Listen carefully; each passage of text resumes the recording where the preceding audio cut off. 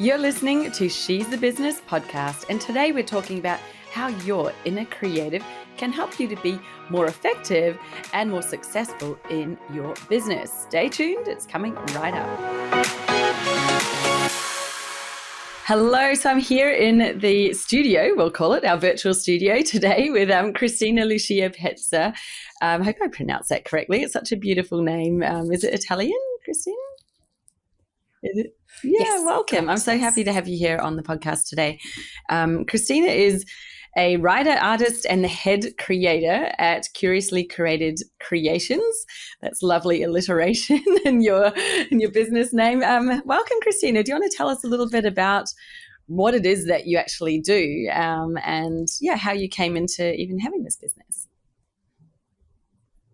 Oh, thank you so much for having me. And I'm so excited to be here with you and your audience. So yes, I am the head creator of Curiously Curated Creations. My brand is all based on the mission of communication. When we're able to communicate effectively, we not only recognize and identify feelings within ourselves, but also feelings within others. And this is a very powerful tool to have because it allows us to live fully. It allows us to have fuller conversations. It allows us to handle rejections and celebrations and achievements more effectively and move forward. And my mission does come from a very personal space. I was raised in what we call as a dysfunctional family. And there was a lack of communication in the dynamic. And unfortunately, I am the oldest, so I, by default, was labeled the scapegoat because of past traumas that were brought in from the older generations. And it was through my healing and therapy work where I realized I didn't know how to talk about my feelings and that I had fallen into certain survival plans and habits, which is how I ended up in both corporate and Wall Street careers before I became an entrepreneur. And the irony is I've always been an artist. I started training formally when I was 7 years old. I was always a dancer. I still am an actively competitive dancer. I mean, all those things were there. And it was so ironic because so many people weren't aware of my art, weren't aware of my creativity. And so there was kind of like that, can you draw? I'm like, I started when I was 7 and I have 2 degrees in the arts. Wow. I'm good. Like, you know, anything. Yeah, it was really wild, but I developed this survival skill of hiding my art and hiding my true self. And it was really through learning how to communicate more effectively and healing from those traumas where I also realized the importance when we communicate effectively, we're able to be authentic and we're able to make wiser decisions and also take responsibility for our choices. And a big thing about my healing journey too. So you kindly gave me a beautiful compliment on my name. So my name does have a lot of meaning behind it. So my legal name is actually Kristina Lucia Andrews. So Lucia comes from my mother's grandmother. I was named in honor of her. Everyone knew her as Lucy, but I'm named as in honor of her. Pezza is actually my mother's maiden name. And unfortunately, I lost my mom a year, right when I became an entrepreneur. I lost my mom a few weeks later. And a year later, when I discovered my calling to write my current book series, and this calling has actually developed even further. I'm actually developing different genres with the characters that I've already created and originated. And a friend of mine told me a story about her last name, and it sparked something in me. And I turned to my sister and I said, I think I'm going to use mom's pen name for my brand, for my writing. And it's been a really beautiful decision because I look Italian. I'm Italian American, but like I do look, I have the look, I have the actions. Yeah. So it just feels right. And also it's a way for me to pull mom into it. And the other little tidbit of this is really funny. So my grandma was very beautiful, very charismatic, but also very stubborn. And she was always the first one in the room. She was always the one that got her way.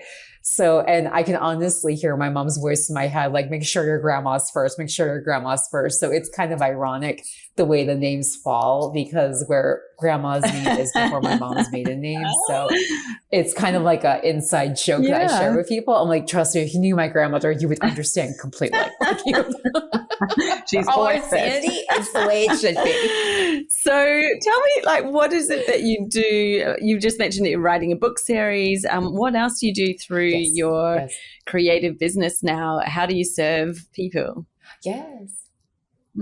Yeah, absolutely. So the foundation of the business is the Current Children series. The Current Children series is all based on this mission of communication.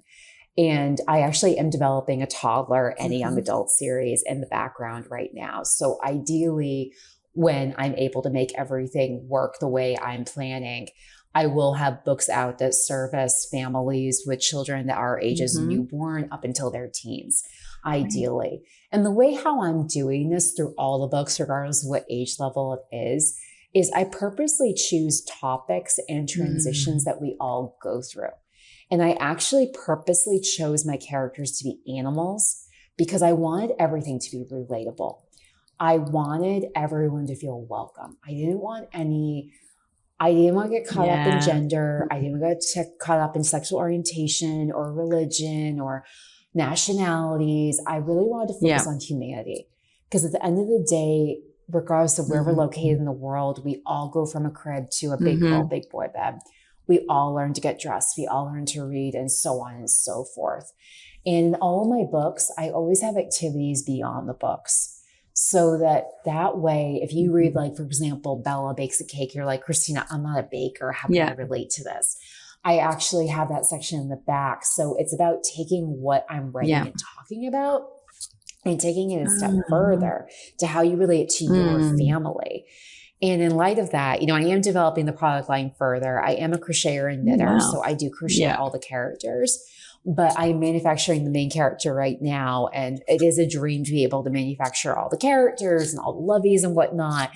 And one of my most current projects that I'm working on, because I have had difficulty, like some of the other entrepreneurs, getting into certain spaces. So I have my B2C marketing that I do, but I also have my B2B marketing.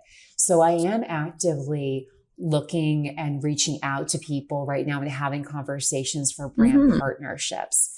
And I'm really focusing on brand partnerships with brands and businesses that believe in communication, that believe in children's literacy, that believe in family values. And by doing that, I don't just see it as a way for me to develop more relationships. I also see it as a way for me to service more businesses. Because you could take, for example, I'm talking to a financial advisor right now, and he said, I'm not sure how this is going to relate. But the reality is, what he does in his business is he's communicating with his clients. What do they want out of a financial planner and why they want those plans? So our goal working together is that him gifting my books to his clients is showing my firm believes in communication. My firm believes in family values, and family values start with those little moments around the breakfast table. They start with those steady bedtime routines. And, I am looking to break into other industries that do service families and that can, like realtors, for example, that's like a big market I'm looking to break into, because moving into a new home is it's a big transition for everybody. So huge. And that's something, and so those things, and so that's where I see the B2B growing, and expanding that, because I do work with schools and I love that. I love being from the kids. I do work with different businesses where I go in and do children's gatherings in different ways. And so we're exploring everything over here. There's so much, I mean, I know that you came from the corporate world. Likewise did I. Spent 20 years there. And if I think back, every single probably issue in that workplace would usually come back to communication. So there's a lack of communication, there's a disconnect in the communication. So maybe they're communicating but people aren't understanding, or it's just handled really terribly. And I was like, there's so much in that. You say communication is a thing, and it's really easy to just go, oh yeah, well, everyone is communicating and that's all good. It's like, yes, but there's a big difference between good communication and doing communication. Just doing it doesn't mean that it's great. It doesn't mean that you're going to get the outcome. And it's on both ends. It's actually internal to the business, but it's also external as well, right? I mean, my thing is marketing. So I've always been focused on the external communications of any business. How you're communicating with your clients or even with the audience in order that they become clients. And so often I find businesses are speaking as a business, or they're speaking their own language. And I'm like, you know that your people don't understand what you're saying, or that you're speaking in a way that's very unengaging. It is like opening a maths textbook and read, it's like, someone will read it if they really want to, but you're not really bringing them in with this kind of language. Let's actually bring a bit of personality in. Let's bring a bit of vibe and engagement in, and it's not hard to do. And it doesn't matter that you're speaking to a business. They're still full of people. I'm like, you are talking to people, no matter who you're talking to. So it's like this thing with communication, like you're saying, I can imagine that helping people just to understand how to communicate more effectively is so important. And the stories that you write, whether they're for children or not, I find so often, like, if you just take a moment and get rid of your ego and read a children's book about communication and learning, and as an adult, you can gain so much from it because it's not difficult stuff. But I think that a lot of us have grown up into adults with missing some of these basic skills. I agree. And that's why I always say my books are as much for the parent as they are for the child, because there is no ending point. And I'll be honest, as an artist, as a competitive dancer, the biggest thing about being an artist is, there's no end point. There's always something you can learn. There's always room to grow. And you also recognize as a human, your muscles are changing, how you see things, life experiences, and communication is no different. And if we don't work on that, and if we're not aware of it on a daily basis, like I was just saying, I am going to create a video about this for my Instagram, where I do Monday thoughts and just share, thoughts. And one thing I'm going to share is last week actually happened to be my mom's death anniversary. And I had a really full day. I had a networking meeting in the morning. I had a lunch meeting. I was dog sitting for my friends. I was, doing all the follow-up cold emails, my regular marketing work. And at the end of the day, I went to the market to get something, and I'm in my friend's car, and I'm just thinking, wait, I didn't take time to process my feelings today. Like I buried them. Like this is mom's day. Like I didn't take a moment. And, I talk about all the time. And the reason why I'll be sharing it, and like I'm sharing it now and I'm sharing it there, is because it happened, even for me, where I talk about it all the time and I'm focused on it, it's still not perfect. And it could be so much worse if we're not aware of it.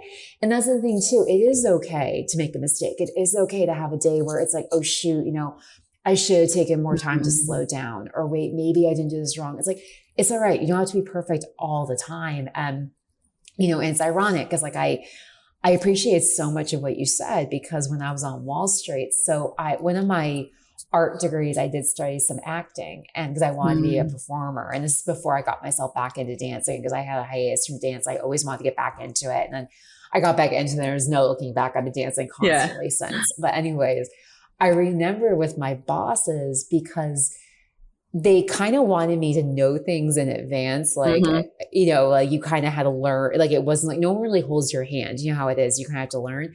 And I remember treating all of them like characters and getting to know them.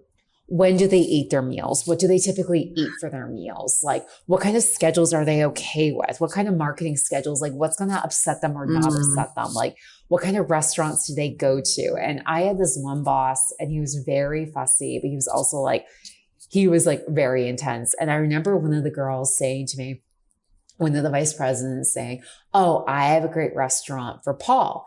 And I said, he's not going to go. He said, how do you know? I'm like, because he has rules. It has to be walking distance of the office. It has to be well lit, and he has to be able to sit when he walks in. And there's no way a restaurant in that area is going to let him do all that. And also he has to take a cab or he has to take a subway. He's not going to go.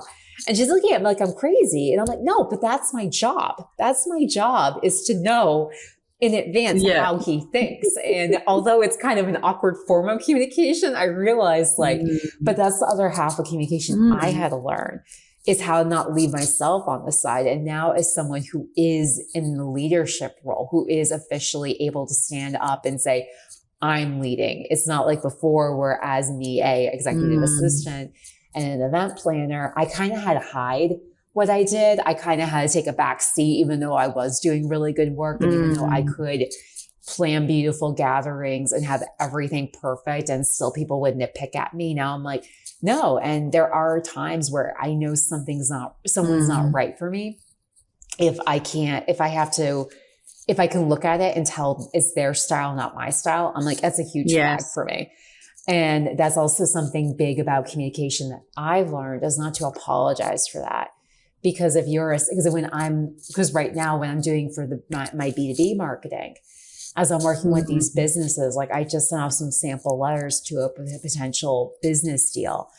And I said to this networking partner, I said, please keep in mind, we're going to workshop these letters because they have to shine through in your voice, because that's very important, and to recognize. And so I appreciate everything you're saying, because I feel like, again, this is all basic communication, but again, if we don't work on it, it's easy to miss something. It's easy to miss the clues or like the niches of like, how do I pull this out? Like, how do I make this work? How do I relate to this person? What are they comfortable with? What's their voice? What would they say? That's so true. And I think there are different levels, because when you're speaking to someone one-on-one, it's quite different to when you're speaking to a crowd or you're putting out some general communication. I think people struggle more with the crowd one. They struggle with, how do I have that kind of communication that feels intimate and that feels like I'm just speaking to you, but I'm actually speaking to a room of people? And there is an art to doing that, isn't there? But it's like one of the things that, a lot of people don't realize they do, you probably do naturally, is almost mirroring, what you react and relate to the person in front of you, which you do really well one-to-one. I remember I had this boss, and if I didn't get my things out fast enough, he would actually start saying, he knew what I was about to say. So he would just start talking and I'll be like, I haven't finished saying it yet.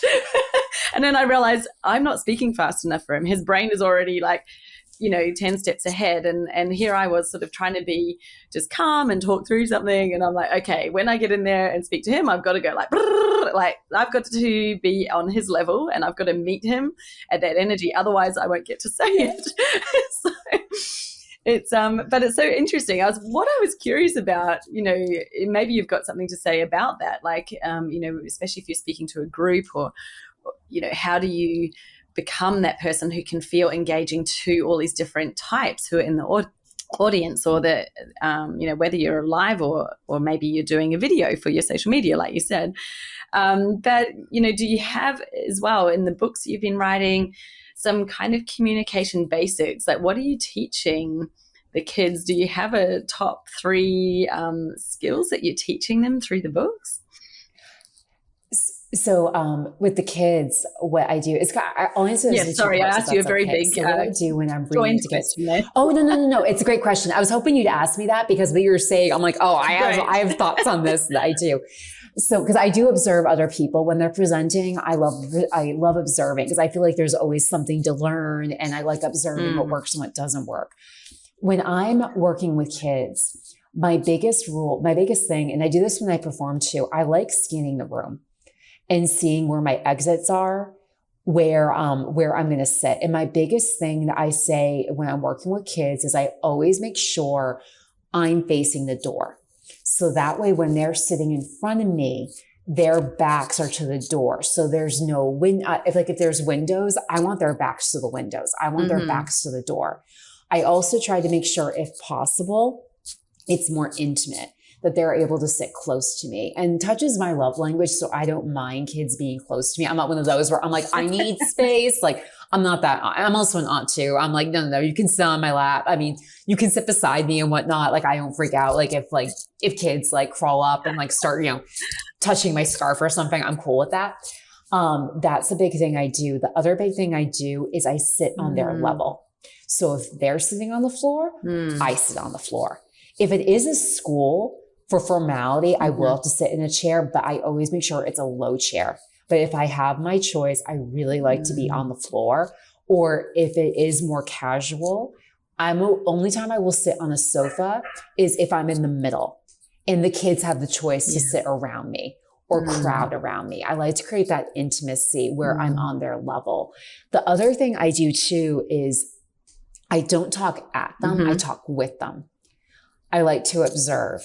And I always make sure I keep a calm voice, which I tend to do anyway. I mean, I can't get hyper. I can't get a lot of adrenaline going through me, but with kids, I purposely want to make sure like right now, like I'm calm, I'm cool. Which is natural for me. I like being calm with kids, but I also, when I ask them engaging questions, and usually, especially with schools, sometimes the kids like to tell stories, which is super cute. Yeah. But you're like on a time clock. The teacher's like, we gotta go. I'll say, raise your hands if you think Bella's scared. Raise your hands if you think Bella's excited for Halloween or Christmas or whatever. So that's something I do too, because I find when you relate with them, and if it is more of an active activity, like drawing with them, or if I'm doing the drawing demonstration, I will ask them like, oh, hey, should I draw Bella like this? Should I draw Bella happy? I try to give them, I kind of take a Montessori approach where I try to involve them as much as I can where it's appropriate. If I'm actually in like a gathering that I'm hosting where the kids are doing crafts with me or coloring with me, I do observe them. What's their energy? Are they chatting? Can I get in the conversation with them? And I do sit with them like I'm one of them. Like I consider myself one of them in that moment.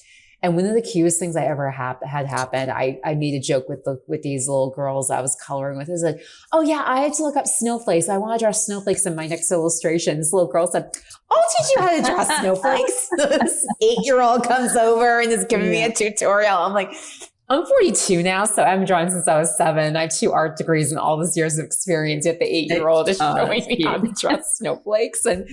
But it's moments like that I think it allows them to know I'm cool. Like we're cool. Like we got this. Like we're friends. And with adults, the same thing. I like to sit back and observe the room. I kind of do the same thing. Like right now, because of the B2B marketing strategies I'm doing, I am attending a lot of B2B networking groups. I'm dabbling in B&I meetings, which I've been doing for years, dabbling. And the same thing, I always love stepping back because honestly, and I see this in the dance studio too, every room, and even when I was at Wall Street, every room, every business, they have the characters. They have that person that the control freak. They have the person that wants to model all day. They have the person that likes to party. They have the person that is looking for this, looking for that. And I feel like once you understand your characters in the room, and this is part of me being a creative and liking to analyze and whatnot, it makes it easy to read because that's what I like to do too. I like to sit back and just be quiet and listen and take notes. Okay, who do I want to reach out to? Who do I want to reach out to? So I do a lot of detective work on my own too. So those are No, you're reminding me of the days I used to facilitate lots of workshops, and it would be always a challenge because you'd have the quiet people in the room who would not speak up, unless asked. And then you've got the people who really want to dominate and they're like, my voice needs to be heard and I've got my opinion. And I'd be like, the quiet people often have really good input, but if the dominant people are allowed to be themselves and just take over, then they just sit there doing nothing. So it was like, you've got to bring these strategies together. And then I think, well, actually, you can apply these in so many different ways. Even thinking about that with when you're doing, say, even if you're doing a webinar or some online content, it's enabling everyone to get involved without letting someone dominate. And so I would do things where, it's like you go down and get them involved instead of telling them information, and then the person's like, well, I want to stand up and say something, they're not getting their needs met.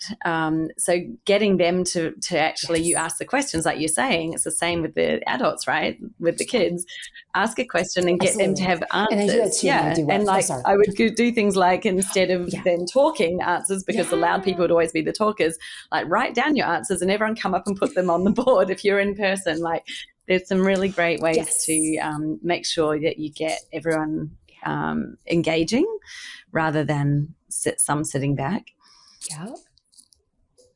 Yeah, no, I was going to say, because when I do webinars, because sometimes when people hear I'm a writer, they're very curious, like, oh, how do you do that? How do you get started? And blah, blah, blah. So I do free workshops, and I do have recorded webinars that courses and whatnot.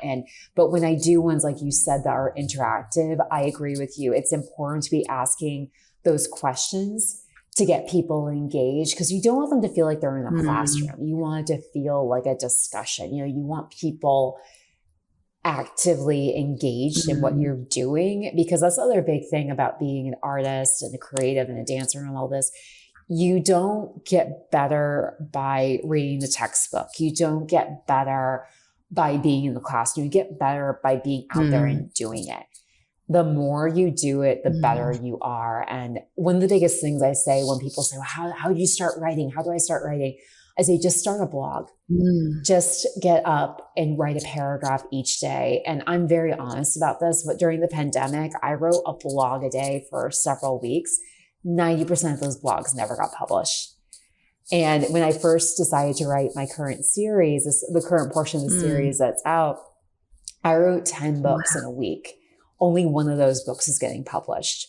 2 of them got rewritten in different ways. But again, like, that's okay. And I feel like that's something that's kind of hidden. There's kind of this expectation you have to be good out of the gate. And I was raised that way, unfortunately, too. But that's something that as a creative, I realized like, no, like I actually do have it instilled in me, where I understand you have to do something 100 million times before you feel good about it. And, you know, creating my own characters from scratch, because as an artist, like, you learn by studying other artists, you learn by learning their techniques and learning to replicate it. And that's also a sign of respect. If you're going to draw a character that already exists, if you're going to draw a human that already exists, you do have I do feel a responsibility to capture that human's likeness, to capture the character that artist created, like, specifically. But creating my own characters from scratch, that was a really big thing. And that was a very freeing and scaring thing, because when you're creating your own, there really is no start end. And I'll be perfectly honest, it was about 4 or 5 books in till I felt solidly confident about my characters. And there are a couple of my books where there's some of my earlier illustrations are like, oh, and I'm like, no, it's an evolution. That was a starting point. It was an evolution. And I felt like it was an injustice not to share that with my audience and with the future audiences, because one of my idols is, 2 of my idols are Chuck Jones and Walt Disney. And we all know Walt Disney, but Chuck Jones is the originator and creator of Bugs Bunny. And I believe he did Daffy Duck as well, and some of the other main characters of the Looney Tunes, Warner Brothers characters. And one of the biggest things that I was amazed about his work is that he did work with Dr. Seuss, who's Ted Geisel, is another one of my huge idols. But Bugs Bunny is based on the Degas ballerinas. And I was like, oh my gosh, wow. Like, when I learned that as an artist, I thought I was so inspired and found that so powerful. But again, like, I love the original Mickey Mouse and Bugs Bunny as much as I love the evolution of those characters. And I felt like, why wouldn't I do the same with Bella Elephant and her crew? You know, why not? Like, it's so true. And I think, you know, what you mentioned is such an important point, I think, for a lot of us, especially when you have been in a place where you're in a traditional workplace. You know, we're calling it the corporate world, where there's so much, I think, a lot of creativity is squashed, but then they try to create it in certain environments, but it's all very staged. And there's also this sort of expectation that things are just done right and done well. You know, there's an excellence. I worked for, you know, banks at some point, and it's like everything has to be perfect. You cannot have a mistake in the marketing for all sorts of reasons. It would create legal issues, obviously, but there was this level of perfection required, which I think, as you're saying, it can lead us when we then come into business, especially when it's like, well, there is what is really pending on it. Like, if you're not perfect, so what? Like, what's going to happen? There's nothing. And I think a lot of us, because it's so built into what you've become, or you've been trained so much in that way because you spent so long in those jobs, that you expect this level. And a lot of people get very almost constrained by it because they're striving for that level of perfection. And I think it's so important what you said. It's like, hey, it's okay. Your first blog, it's probably not going to be your greatest work of art, but you will get better the more you do it. So it's not like, don't not do it to begin with because you're thinking, well, it's not at the standard that I'd like it to be. It's probably still a lot better than what you think, and it's fine, and it will evolve as you go. And it's just that ability to be okay with the process and be okay with the progress that you're going to make, and be able to look back. And I think everyone, I look back and think, gosh, when I started this business 8 years ago, and I had a background, I had 20 years of marketing at that point. So I'm like, I look back and I cringe. I'm like, oh my God, like, look at the brand and look what I was, and that was me experience. I can only imagine what it's like when you've not even had any of that experience before. It's hard to start because you want it to look a certain way, and it's okay because you're going to evolve as you go anyway. You're always going to adapt, and it will move on. And everybody looks back and looks at their old things and thinks that was pretty basic, right? So having that, taking that creative, what do you call it? It's almost like that, an approach or a mindset that you have now that you're leading with that creative side. It's like, it's okay, and it's about iterations, and it's about just doing it again. And it's there isn't an end. There's not that end point. It's just that you can always be better. I think what a wonderful way to look, and a lovely lens to put on, your business as well as the creative stuff that you're doing. Yeah. Yeah. No, I appreciate that so much, because like the biggest thing that I've learned to articulate even further, because like you said, I do have a lot of people in my life like that are business oriented people. And it is frustrating because they don't understand art. They don't understand creativity. And there are things like I would get really sad when I was working at my desk because, I'd be working, like to get out on time to run and go to my dance lessons every evening and whatnot. And as an entrepreneur, it's so much easier. I create my schedule so I'm able to fit in my fitness and my dance lessons and whatnot. I'm actually in the studio more now. Like it's so much easier for me to be in the studio. And I remember hearing a coworker talking about a concert pianist and saying how they practice 8 hours a day and saying how ridiculous it is. And as an artist, I'm like, that's minimal. Like you have to, like, I dance every day, whether or not I'm physically in the studio. Like I always strap on my heels and do my drills. Like I'm always working out. Like it's part of you. When you're walking down the street, you're thinking about your spine and whatnot. And it makes me so sad that people don't realize and appreciate that. And I've learned to articulate it for my people in my life that aren't artists, that don't understand it as readily. It really is a combination of a lack of vulnerability and also a lack of risk, because vulnerability allows creatives, it allows artists to explore. It allows us to try things and know it's okay. Like, because I do get nervous sometimes when I draw something that I haven't drawn in a while. Like, for example, like I love drawing my niece and nephew. I love drawing them. I've always loved drawing kids. Like even when I was a teenager, I just loved it when I first started rendering in watercolor. All I wanted to draw was kids. And to this day, animals and kids are my favorite things to draw. Like I do draw architecture too, but I love that. And I do get nervous, but I also realize like, it's okay. You can start over again. It's no worries and whatnot. And it's not the end of the world. And I also realized too, that when your art has not gotten viral yet, when your art is not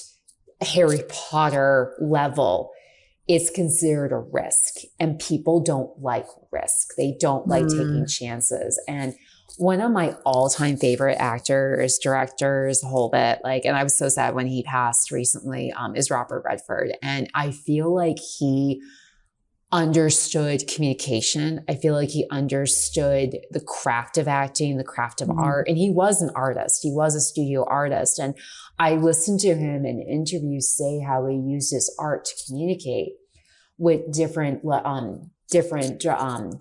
professionals in the crew when he directed Ordinary People, because he didn't have the terminology to say what kind of shot he want or what kind of lighting he want. And because he was able to draw out what he was thinking, he was able to do that. And then hearing what he did with Sundance and whatnot. And, listening to him at a table in an interview with Charlie Rose, Stanley Tucci was in this interview as well. And so was Glenn Close. And listening to him and these other professionals in the acting world talk about it and really hash it out and acknowledge people don't like risk. And unfortunately, this marriage between the creatives like myself and the investors, that's where it's that bridge of communication. It's uniting it. It's showing how we can service them, because we all, again, going back to what we said, like there are people out there, and I see it all the time. Like I had a lunch meeting with someone last week, very lovely contact, but I walked away. I was like, that's a linear thinker. And based on my communication, what I do or I'm working on in my own communication, I realized, let it be. My plan is I'm going to reach up for Thanksgiving, send them coloring printables for their grandkids. Let it be, but don't force it. Whereas someone else I'm talking to, they may be a linear thinker, but can also see they're recognizing my energy. They're recognizing that I can bring something to the table, because I'm not a linear thinker. Like, it's ironic because my father's a medical engineer and my mom was a school teacher. Yeah. And then they had me. Like, I don't know. Like, if I didn't look like my mother, I swear to God, they would have done a paternity test and been like, did the mailman just leave you there or something? Did we take the wrong child home from the hospital? If I didn't look like my mom, I'd be screwed. But I recognize that about myself. I don't think linearly. Sometimes, like, I'm in a room and I see something. Like, I made a comment once about, and I was actually friends with this associate. We got along great. And I said, oh, so-and-so's fussy.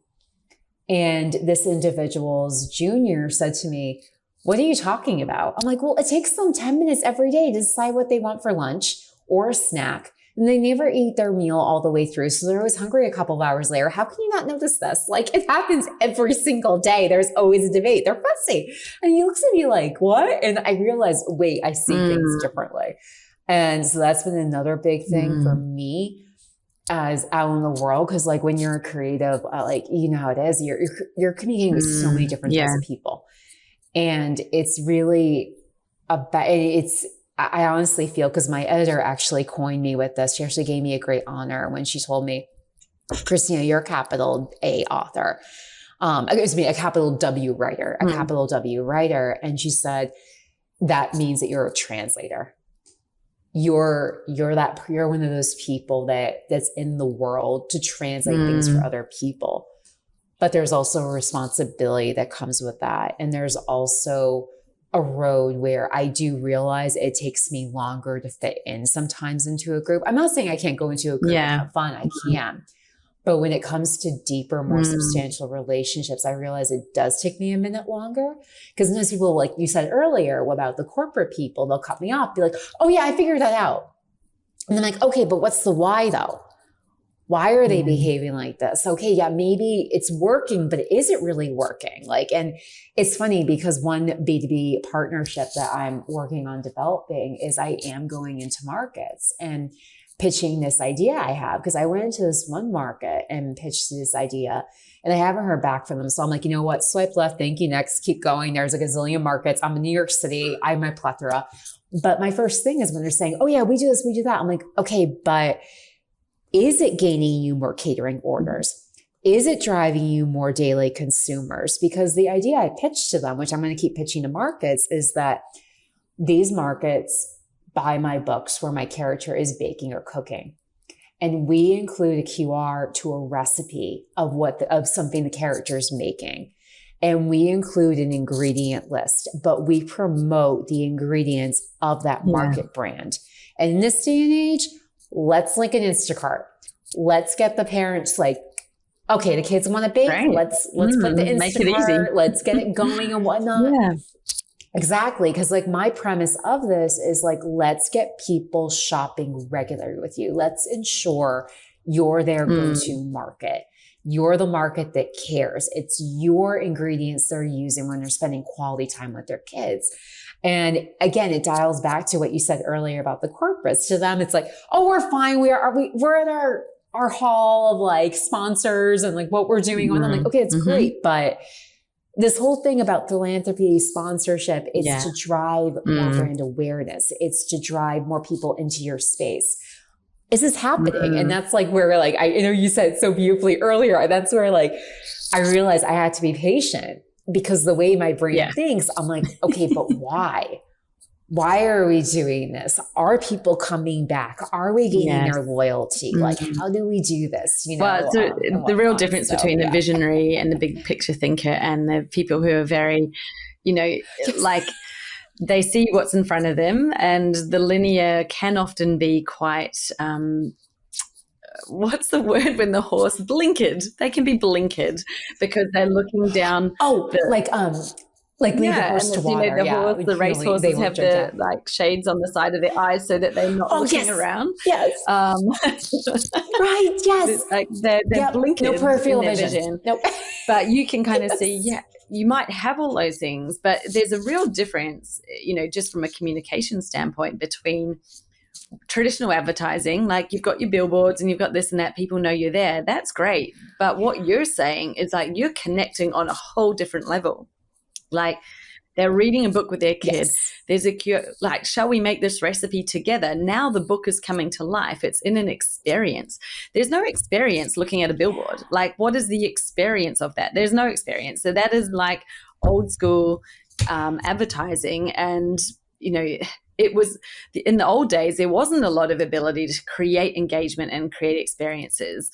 It was really like the big brands, because it used to be just big business, would just put their brand in front of people and go, that's enough. It's now brand recognition. And people would look at, you know, the Coca-Colas and the Apples of the world and go, well, that's what we're aiming to be like. But for a small business or a local business, that's completely like, it's so surface level and such a like, well, you could do that, but what if you created something that created a real neurological connection in their brain, actually with this emotion, like bring an emotion into it. You're not getting an emotion from the billboard. You're not getting an emotion from an ad. You're getting an emotion from that. You're saying, hey, you've got an opportunity to be in part of it, an experience and a memory. That is like far deeper connection than they could ever get from anything that they're currently doing. So anyway, I love that idea. I think brilliant. Absolutely. It would be, it's a great thing to offer people. But I'm going to keep pitching. I'm going to get it going. I promise. Like I just came up with it a couple of weeks ago and I'm like, and that's the thing is like if one place says no, find someone who's got that ability to actually see beyond the status quo. Like it's something different. But when everyone else is already doing the other things, how do you stand out? How do you be that difference? It's by doing something that others aren't doing. You know, you really have to think about it and take that approach. That we're all bombarded with so much every day. If you're just doing the, you know, what I call the wallpaper, it's like you literally are wallpaper. They're not paying attention to your billboards. They probably have to see it 50 times before they even remember that they've seen it. Whereas create an experience and they're going to be, you know, maybe it's only the first time or the second time and they'll be able to connect with it. So yeah, it's amazing. Loving this, Kristina. And I know I'm aware that you have a dance class that you're getting to today. So I would, no, it's great. I mean, we've got so many things that we could talk about. And I think that you've really delivered a few amazing messages today around, you know, it doesn't matter whether or not you are an artist or that you consider yourself creative. There's so much, we all are creative beings. Maybe it just be that we've squashed it down so low, you know, within yourself. Allow a little bit to come out. It's okay to try something. It's okay to take that risk, because what is the worst thing that could happen? Well, okay, the picture wasn't, I could do a better one. Great, do a better one next time. I think that you've had some really good takeaways for anyone who's listening who has a business. Just let that creative part of you. I think every entrepreneur is creative at heart, because otherwise you wouldn't be creating a business. Yes. You've already created something, so hooray, you're a creator. Take that and really run with it. But if you'd love to find out more about Kristina's books, the book series that you've written, the things that you're doing creatively that people could access and maybe become part of, how could they best get in touch with you? Yes. So I have my website, www.kristinalucia.com. I'm also very active on Instagram at Kristina Lucia Pezza. And of course, my LinkedIn is also, I'm also on LinkedIn quite a bit. And in light of what you said, I do have a gift for your audience. So I always have a coloring printable for every holiday, and I always have them on my website too. So I would like to invite everyone to check that out and download it. And if you're wondering why I'm coming to you with a gift of a coloring printable, because in light of what you just shared, activities like coloring help us release our inner child. So even if you don't consider yourself an artist, everyone can color, everyone can doodle. And when we relax our senses, ideas come to us. And it allows us to take those breaks to kind of check in and refigure. And it is a form of meditation. Coloring is a form of meditation. It has the same benefits for it. And if you are an entrepreneur of young children, this is a great activity, or it could involve your kids too. Because I imagine, I know at least when I'm with my niece and nephew, I don't work. I make it very clear I'm not working those days I'm with them, because I want to spend all my time with them. But if ever I am in a situation where if I had to log on, I would go to something like coloring, where I could involve them and I could have them engage in my mind. So I wanted to make sure I shared that with your audience, because I realized because you hear all these things, and that's the biggest thing. It's oh my gosh, where do I start? Where do I start? I know I've been on that side of the seat. I was just in there a month ago, and then it took me, after I got off the call, I relaxed and I was oh wait, I know what I need to do, kind of a thing. But sometimes you are in those shoot, someone throws you a really big, throws something at you. And you're how do I digest this? How do I break this down? How do I make this work for me? Definitely. And so coloring is just a fun way for us to relax and enjoy and get those creative juices. No, and I think what you just said though, I was so often you sit down to, make a plan or think about what you're doing in your business, and you're trying to think your way through it. And it can be really hard. You're making a decision. If you're having trouble, you're trying to think it through. Maybe you're even asking your AI, people, they tend to go, I'll go to my ChatGPT and it'll tell me what to do. I'm take that with a little pinch of salt, because remember, it is AI and it's still learning. But, often, and this is something I tell my clients all the time, I'm the answer is probably already within you. It's just that you're not willing to see it or acknowledge it, or B, you haven't quite connected to it, and it's hidden deep underneath a few other layers. And I love the idea of why not try doing some coloring? When you've got a decision to make, or you're trying to make a plan, you're what should I do, this or that? Instead of trying to think it through, because that will cause your brain to hurt, why not download the coloring, do the coloring, just sort of ask yourself the question and then drop it, do the coloring, and just see what comes up. Because as you said, that's when ideas flow. You probably need to be doing it on your own in a quiet space, rather than with the kids, because they will prevent the ideas from coming. But I think what a great idea, right? Use coloring as a way to let your ideas actually come out, and no doubt they will be there. You actually will already know the answer, or the idea will come. This is what you're going to do. And it's just giving yourself those opportunities to let it come out, which I think would be so beneficial. Absolutely. So thank you. That's amazing. All the links will be in the show notes, so you can head over and download Kristina's coloring. Thank you, Kristina. Connect with her on Instagram, LinkedIn, wherever your favorite platform is. And we would love to hear from you as well if you've listened to the episode and you've got any takeaways. So please make sure that you tag us in a post, show that you are listening, and let us know what you thought of it. And thank you. Thanks, Kristina. Thank you so much for being on the podcast today. Oh, thank you so much for having me. It's such a pleasure.